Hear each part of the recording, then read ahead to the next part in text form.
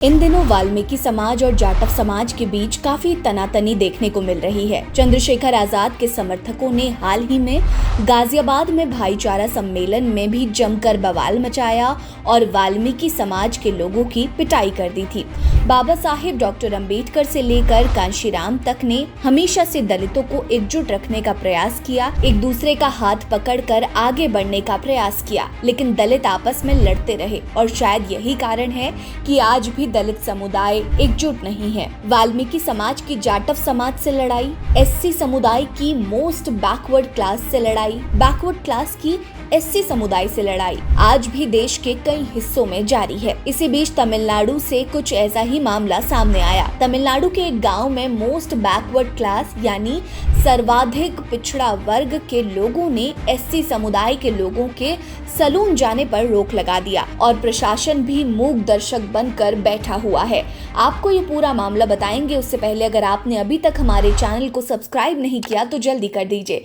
Video पसंद आएगी तो लाइक कर लीजिएगा, कमेंट सेक्शन में अपनी राय जरूर दीजिएगा। दरअसल मामला तमिलनाडु का है, जहां तेनकासी जिले के अलंगुलम के पास अय्यनारकुलम गांव में अनुसूचित जाति समुदाय के लोगों ने आरोप लगाया है कि मोस्ट बैकवर्ड क्लास समुदाय के लोग हेयर ड्रेसर को उनके बाल काटने से रोक रहे हैं। इससे पहले भी तमिलनाडु से एक ऐसा ही मामला सामने आया था, जहां भेदभाव का मामला था। यहां दलितों के बाल काटने से मना करने वाले गांव के नाई कृष्णन को चेतावनी जारी की गई थी। यहां के एससी समुदाय के सदस्यों के अनुसार अय्यनारकुलम में 1000 से ज्यादा backward class, most backward class और एससी परिवार रहते हैं। इनमें से कम 50 परिवार एससी समुदाय से हैं। क्योंकि इस गांव के सलून में इनके बाल काटने से मना कर दिया जाता है, इसीलिए ये पड़ोसी गांव नल्लूर और अलंगुलम शहर में जाते हैं।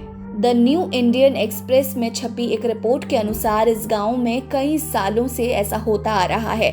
नाम ना बताने की शर्त पर निवासियों ने मीडिया को बताया कि हाल ही में हमारे गांव के अनुसूचित जाति के परिवार का 8 वर्षीय लड़का सलून गया था।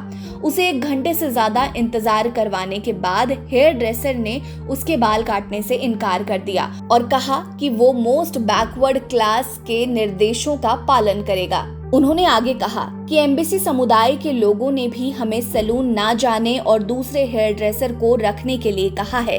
जिला प्रशासन को हस्तक्षेप करना चाहिए और हमारे साथ हो रहे इस भेदभाव को खत्म करना चाहिए। एससी समुदाय के स्थानीय लोगों ने हाल ही में ग्राम प्रशासनिक अधिकारी और अलंगुलम पुलिस को इस समस्या के बारे में सूचित किया। हालांकि उन्होंने अभी तक पुलिस के पास लिखित शिकायत दर्ज नहीं कराई है, क्योंकि उन्हें डर है कि इससे कहीं उनकी समस्याएं और ज्यादा न बढ़ जाए। अय्यनारकुलम वीओ संत कुमार के मुताबिक एससी निवासियों को सलून के उपयोग से वंचित रखा जाता है। उन्होंने कहा, अनुसूचित जाति के निवासी हमेशा बाल काटने के लिए पड़ोसी गांव में जाते हैं। इन दिनों एससी समुदाय के युवा अय्यनारकुलम में ही सलून में जाते हैं, जिसने इस मुद्दे को तूल दे दिया है।